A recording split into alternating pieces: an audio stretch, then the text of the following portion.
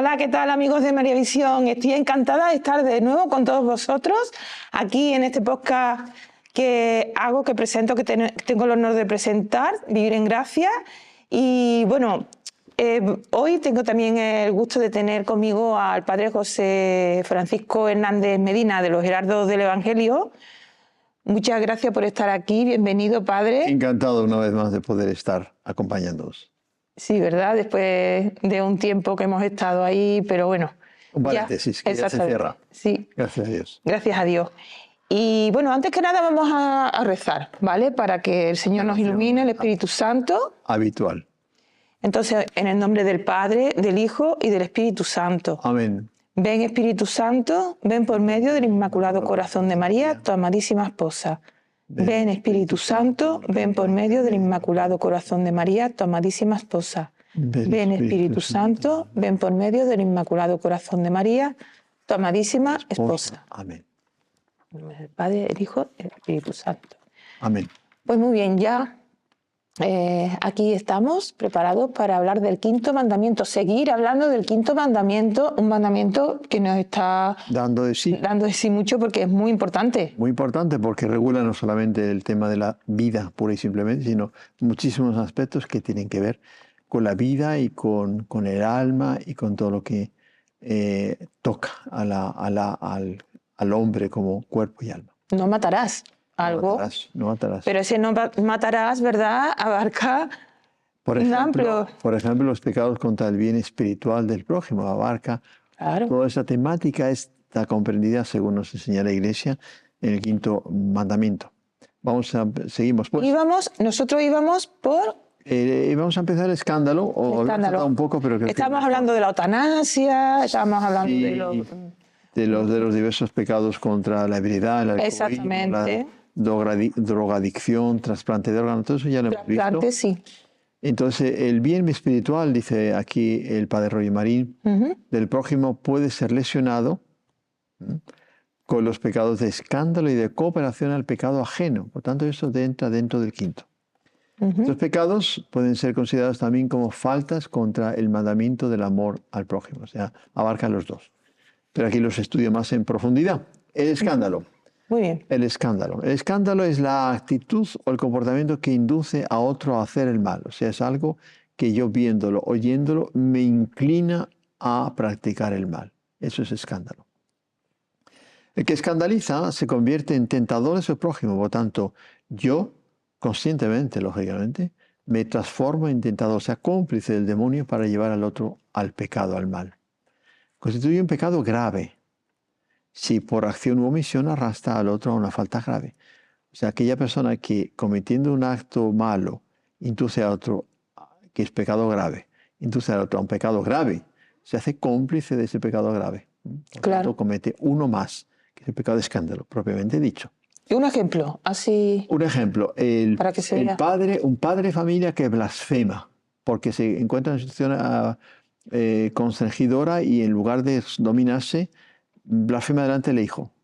El hijo que oye eso, como la tendencia del hijo es imitar al padre, se le pone la tentación, pues yo también voy a hacerlo. Claro. Ya está cometido un pecado de escándalo. Ha cometido, además de la blasfemia, que son los peores pecados que puede haber, uno de los peores pecados que puede haber en la blasfemia, como lo hemos visto, induce al escándalo. Es un escándalo objetivo. Y además los hijos tienden a imitar a los padres. Por lo tanto, es ley natural, es una inclinación natural. Es como seguir los gobernantes. El gobernante que aprueba una ley inmoral que induce, por ejemplo, a eso, a matar al niño, el aborto, ¿no? Aborto, eutanasia. Sí, todos los pecados que son leyes que hoy en día están en muchos países. Sí, casi que en todos, prácticamente. Induce, primero, aprueba una ley injusta que va contra el quinto, pero además comete un pecado de escándalo porque es la autoridad que debería promover el bien común. Y en lugar de promover el bien común, promueve el mal. ¿Vale? Vale. Adquiere una gravedad particular, o sea, especial, cuando quienes lo causan son personas notorias o consagradas. O si quienes lo padecen son singularmente débiles en la fe, niños, personas de fe titubeante. Es un agravante. Claro. Y más grave todavía cuando es causado por quienes por naturaleza, por función, están obligados a enseñar y a educar a otros. Vamos a entrar Un sacerdote, un maestro, un maestro, un obispo, un catedrático, catedrático, efectivamente, una autoridad política, incluso un director de una empresa director de una empresa, un alcalde, también, todo quien tiene una un presidente del gobierno, no digamos, un rey. un rey. El escándalo puede ser provocado por una ley injusta o inmoral o por la institución, gobierno, escuela, por la moda o por la opinión. Así, aquí entra en un ejemplo. Se hacen culpables de escándalo quienes instituyen leyes o estructuras sociales que llevan a la degradación de las costumbres y de la corrupción de la vida religiosa y a las condiciones sociales que voluntaria o involuntariamente hacen difícil o prácticamente imposible una conducta conforme a los mandamientos de la ley natural y divina.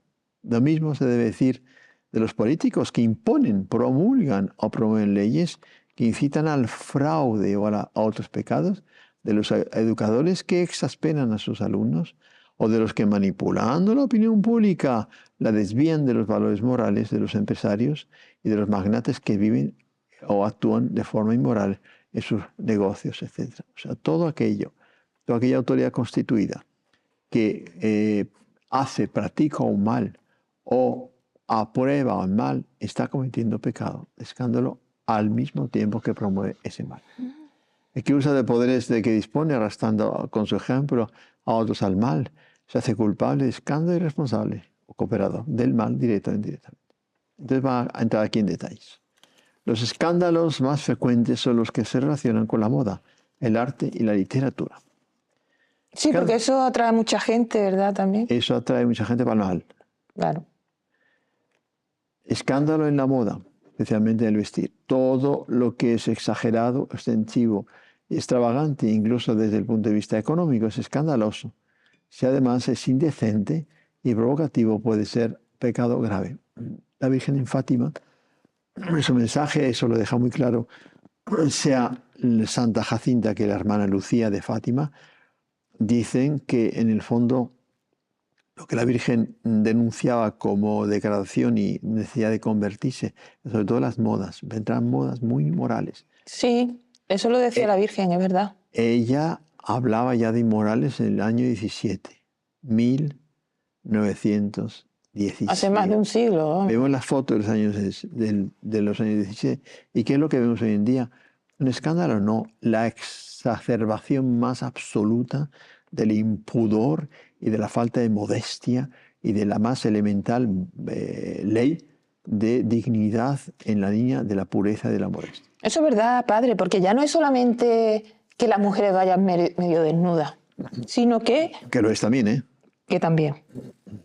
Sino que es que un vestido de eso así puede costar 1.000.000 de euros. Lo que dice, escandaloso económicamente. Hoy en día es como...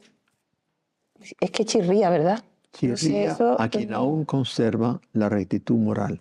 Chirría es inmoral, a quien aún conserva el sentido de la belleza, del sentido común, del honor, de la dignidad, todos esos valores. Y al fin y al cabo lo que se está pagando es una marca de un diseñador que vive muy bien, que tiene unas ideas un poco así a veces en contra de las mujeres, porque hay veces que la moda va a aparecer en contra de las mujeres. Lo que estoy es alimentando la presencia del demonio en la sociedad. Exactamente. Sea por la inmoralidad, sea por la falta de belleza, por el horror, por la falta de sentido común.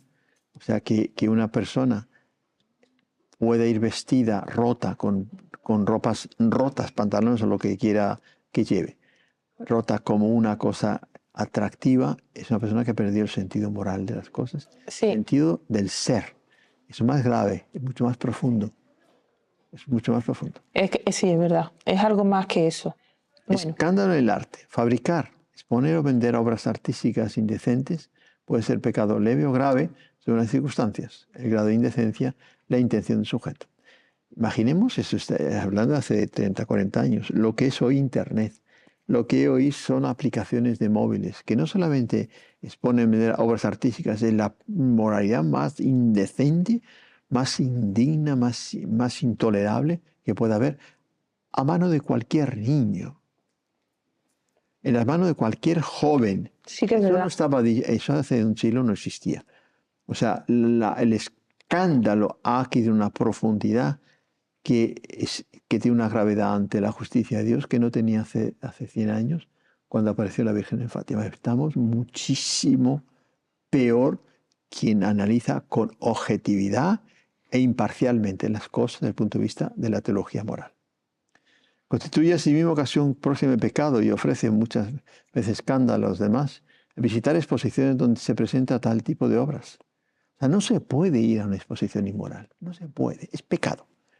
Si yo voy, que sé que estoy cometiendo un pecado mortal, que me debo confesar, y no adelanta relativizar, esfumar la conciencia. ¿Por qué? Porque me ha dicho el sacerdote que no hay pecado, que cuando me he confesado me ha dicho que no. No nos engañemos. San Alfonso María Ligor, no, San Juan María Vianney tiene en sus obras una nota histórica que dice que una vez se le acercó un fiel, un penitente, dijo: padre, yo he hecho tal cosa, pero el sacerdote de aquí, el vecino del pueblo, me dice que no es pecado. Y él le respondió: pues vete con el otro sacerdote al infierno, los dos juntos. Que no adelanta querer cambiar la ley de Dios. Claro, es que eso es querer cambiar. La ley de Dios es inmutable, es eterna. Lo que ayer era pecado, no pasa el reino, el cielo, no pasará el reino nunca, ni una coma de la ley será cambiada. El cielo y la tierra pasarán, pero mis palabras no pasarán. Eso no cambia. Es que hay películas, series que te pones a verlas y yo sé que hay personas, y yo me incluyo en ellas, que empiezan a ver la temática, el vocabulario, y es que la tengo que quitar porque a mí me molesta el espíritu. No es que no solo eso. No solamente lo quito porque puede ser pecado verlo, sino que es que... Es que ofende a Dios, primera cosa. Claro, y yo pienso, es que eso está ofendiendo... Si me está ofendiendo a mí, yo qué sé, cosas que son innecesarias que aparezcan en esa serie. Es que tú dices, ¿por qué tiene que aparecer esto ahora? Ni en esas ni ninguna. O en un anuncio. Ni en esas ni ninguna. Claro. Si estamos trabajando para este programa, Vivir en Gracia. Vivir en gracia. De eso se trata, ¿verdad? Vivir en gracia. Y quien juega con fuego se quema. No se puede jugar con fuego. Y yo sé muy bien, todos saben muy bien qué es jugar con fuego. Y no me adelanta quien me camufle, me autoconvenza de que eso no es pecado. No, Señor. Al final te autoengaña. Tanto es así que los que justifican sus pecados, de la naturaleza que sean, siempre está ese problema de conciencia. Y siempre la tendencia a ir al confesionario, a decir: Señor, yo no. A pesar de que el cura sacerdote me ha dicho que no, que la monja me ha dicho que, mi amigo católico me dice que no, yo sé que sí. Y yo voy a tener que pedir perdón a Dios. Porque la conciencia es el gran aliado de Dios en nuestras almas. La conciencia es el gran aliado de nuestro ángel de la guardia de nuestras almas, que nos dice: no te es lícito. Lo que le dijo San Juan Bautista, le costó su vida en la cabeza a Herodes: no te es lícito, adúltero. Eres un adúltero, no te es lícito vivir con la mujer de tu hermano, eres un adúltero y eso es pecado. Lo haga quien lo haga. Y si es un rey, peor aún, porque se suma el pecado de escándalo. Y Herodes sabía que tenía razón, de hecho le caía muy bien. Claro, pero no se dejó llevar por la gracia, claro. Porque ese caerle bien significaba que su ángel de la guarda de Herodes le decía: haz caso a Juan, mira que te llevará Dios. Estaba dando oportunidades el Señor, pero claro, somos libres. Como a todos. Hasta el último momento de nuestra vida, Dios nos va a dar gracias para salvarnos. En nuestras manos está aceptarlas o rechazarlas. Es tremendo eso, pero es así. De modo que aprovechemos este programa de Vivir en Gracia para pedir una gracia, porque eso es un milagro moral, ¿vale? Vivir en estado de gracia, en un fango, por usar una palabra muy suave, en el que vivimos. Eso es heroico, ¿eh? Es heroico. Y eso solo se consigue con mucha oración, con muchos sacramentos y con mucha vigilancia. Porque el Señor en el Huerto de los Olivos, a los apóstoles, a los tres, San Pedro, San Juan y Santiago, ¿qué les dice? Vigilad y orad para no caer en tentación. Si yo quiero evitar el pecado, lo tengo en mis manos. Lo tengo en mis manos. Tengo que vigilar, cortar con aquello que me lleva al pecado, y yo sé muy bien qué es lo que me lleva al pecado, y rezar para a la hora de la tentación tener fuerzas. No nos dejes caer en la tentación. Muy bien. Estamos. Muy bien. En cuanto al cine y televisión, bueno, eso ya es obsoleto, o sea, se ha quedado ya en el sentido de que lo hemos superado de tal manera. Y ya esos lenguajes, literatura escandalosa, La literatura, cine, pornográfica, todo eso ya es, las redes sociales. son las redes sociales. Las redes sociales que me ponen, repito, al alcance de cualquier niño. Si yo soy padre o madre, ojo, las cuentas que yo voy a tener que dar a Dios, las cuentas por haber sido poco vigilantes y haber dejado mi móvil cerca del alcance de mi hijo, y por esa imprudencia, esa falta de vigilancia, mi hijo ha pecado mortalmente. El responsable soy yo. Mi hijo ha pecado. Y Es que hoy en día hay mucho peligro para los niños, porque antes una persona que quería ver una película, por ejemplo, de estas pornográficas, se iba al cine, compraba una cinta de la veía. Pero es que ahora un niño con un móvil puede acceder, no hay filtros. Dicen que sí, que hay filtros, pero que puede ver del amigo, que no tiene filtro, no sé, es que pienso yo que hay... Responsables de los colegios, por ejemplo, peligro. que no se vigila y no toman medidas en un centro de formación, de lo que sea. Yo, superior, debe estar encima de eso y no puedo transigir. Debo evidentemente intentar sobre todo convencer de que el mal no se puede hacer y el bien se debe hacer. Se evita el mal y se practica el bien. Pero además de eso yo tengo que poner medidas, que es un acto de caridad con mis hijos, mis súbditos, mis empleados. Tengo un empleado en casa que viene a trabajar, una empleada. Yo debo ayudarla, porque no es una máquina que entra a mi casa, es un alma que entra a mi casa. Es un alma que entra a mi casa, Claro, y que la medida que yo le pueda influenciar, soy responsable de la influencia que voy a darle. Y si yo me la gano y dices, Maruja, ¿tú rezas el rosario? ¿Tú vas a misa? Tú sabes que el móvil tiene peligro. Yo tengo que hacer apostolado. No puedo decir, límpiame tal cosa, son 3 horas, te dejo aquí el día. Tengo una amiga, Irene, usted la conoce, Irene Lanes, que ella, la persona que va a su casa a ayudarla y tal, le evangeliza a todo el mundo, que va. Ejemplo. Es que es obligación. Ahora el ángel, ahora vamos a rezar el ángel. Es obligación. Sí, sí. El primer mandamiento me obliga a eso. Amar a Dios y al prójimo como a uno mismo. Reparación del escándalo. Podemos indicar una serie de principios morales. ¿Cómo se repara esto? ¿Cómo se repara el escándalo causado? Primero, el que se ha hecho culpable de escándalo debe esforzarse por impedir sus efectos y por reparar el daño espiritual que ha causado. Aquella famosa revelación de un alma del purgatorio que por haber pintado un cuadro inmoral, los pecados mortales que le provocó, ¿por qué se convirtió y después empezó a pintar santos y escenas religiosas? Y a la hora del juicio, los santos intercedieron ante él, esa persona, ante el juicio de Dios, de Dios, para salvar ese salvo, pero estaría en el purgatorio hasta que ese cuadro inmoral no desapareciera. Sí, eso lo he oído yo de usted. Sí, lo hemos contado alguna vez. Sí. Entonces, le pasó recado a una persona que era posible, que tenía capacidad de destruir, dile a fulano que queme el cuadro que yo pinté en su día. Lo quemó y salió del purgatorio. Hay que reparar. Segundo, quien con el escándalo ha pecado no solo contra la caridad, sino también contra algunos de los deberes de Estado o contra la justicia, está obligado a reparar también esos perjuicios. El deber de Estado obliga especialmente a los padres de familia, a los educadores y a los pastores de almas, sacerdotes y obispos, y al Papa, a hacer cuanto está a su alcance para anular el escándalo que hayan producido. Quien ha inducido a pecar a otro con astucia, engaño, temor o violencia, está obligado, en razón de sus deberes, a reparar el daño causado. Tercero, quien ha escandalizado públicamente, peor aún, ha de esforzarse por reparar también públicamente. Yo, en mi época de un periodista que fue anticatólico, hizo daño, escribió libros y tal, se convierte, tiene que reparar todo el daño que ha hecho, publicando lo opuesto y diciendo que se equivocó. Claro, diciendo, esto lo escribí yo, pero estaba muy equivocado. Estaba equivocado, perdón, pido a Dios perdón y a vosotros y tal. Y solo puede, ¿de qué reparar? Si no, el día del juicio, ahí está el peso de la balanza, ¿no? Tercero, quien ha escandalizado públicamente, de forzado y tal. Cuarto, cuando no es posible, porque a veces no es, ofrecer una reparación completa, queda mayor obligación de dar buen ejemplo, que es la mejor reparación que hay. El buen ejemplo.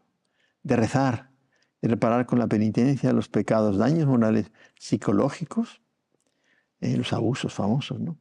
efectos psicológicos, la reparación que la persona tiene que hacer, y físicos de los que fueron reducidos o escandalizados. En algunos casos, la obligación de reparar el escándalo puede tocar a quienes son responsables de la persona que los ha causado. Por ejemplo, el caso de un obispo, ante el escándalo de alguno de los ministros de la Iglesia. En los casos en que se verifiquen situaciones, eso está en la normativa de la Iglesia, en los casos en que se verifiquen situaciones de escándalo, especialmente por parte de los ministros de la Iglesia, el obispo debe ser fuerte y decidido, justo y sereno en sus intervenciones. En estos deplorables casos, el obispo tiene la obligación de intervenir enseguida, según las normas canónicas establecidas, por lo tanto, por el bien espiritual de las personas implicadas, como para la reparación del escándalo y protección y ayuda a las víctimas. Entonces, que no me vengan con historias, perdón, de que no, vamos a cambiarle de puesto y vamos a llevarlo a otro sitio. Si ese señor, ese religioso, ese sacerdote, ha sido motivo de pecado en un lugar, va a serlo en el otro donde lo vayas a destinar. Eso siempre lo he pensado yo. No se puede hacer eso. Sí, sí, es es un verdad. pecado consciente de la autoridad eclesiástica. ¿Qué es lo que tendría que remover una penitencia. O usted cambia de vida o usted es reducido al estado laical. Ajá. Suspendida divinis. Usted no puede celebrar en público y si se empeña, le reducimos al estado laical. Punto final, lo que ha hecho en la iglesia siempre. Ahora, Claro, es que eso siempre se ha hecho, sin ¿no? avisar a los que donde va disciplinado de que ha hecho tales y tales fechorías, hombre, por Dios. Pero eso siempre se ha hecho y... No siempre, pero se ha hecho mucho. Claro. Está mal hecho y eso no puede ser. Yo estoy faltando un grave No, que deber. yo digo que se ha hecho siempre lo que usted dice que se tiene que hacer. Sí, casi siempre. Eso. Solo que en los últimos tiempos ha habido una tal tolerancia en esa materia cuando ha empezado el famoso espíritu del concilio del que nos habló tanto el Papa Benedicto XVI, ¿verdad? Que se toleraba todo, los sacerdotes podían vivir así, podían vivir en pisos, podían trabajar, podían sobre todo dejar de rezar. Ha venido lo que ha venido, porque el que reza se salva. Y el que no reza se condena, según nos dice San Alfonso María Ligorio. Eso vale para un fiel, para un sacerdote, para un obispo y para el Papa. Para todo el mundo. Para todo el mundo. Entonces, vigilar y orar si no queréis caer en tentación. De manera que para vivir en estado de gracia, es el lema maravilloso de este programa de María Visión que tanto viene hacia las almas. Si quiero vivir en estado de gracia, debo vigilar y orar. Y en esta materia y en este mundo, todo es poco en esa materia. Adorar, rezar rosario. Cuánto el cielo ha pedido, insistido que recemos el rosario. ¿Cuántos rosarios rezo al día? Y la adoración es muy importante. Apuntaros a la adoración perpetua en la ciudad en la que estéis. Aquí en Sevilla es en la Plaza Nueva, San Onofre, que bueno, que yo voy y es un sitio muy fácil de, vamos, que accesible, ¿no? Muy accesible. El metro te deja justo en la puerta y el Señor pues agradece. Bendice muchísimo. Uno recibe mucho más de lo que da allí. Nunca le ganaremos en gratitud. Siempre nos dará muchísimo, muchísimo más de lo que nosotros podemos hacer, lo que es nada. En comparación con lo que nos ha dado, que le hemos meditado estos días en la Semana Santa. Qué bien, padre.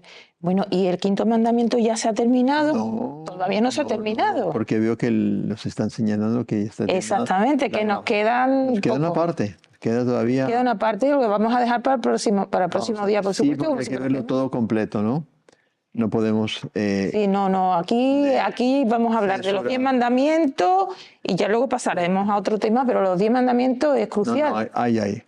Cooperación con la mala prensa, el abogado, el juez, los funcionarios públicos, es muy denso todo esto, muy denso. Qué interesante todo, ¿eh? Es muy rico. La Iglesia es fascinante.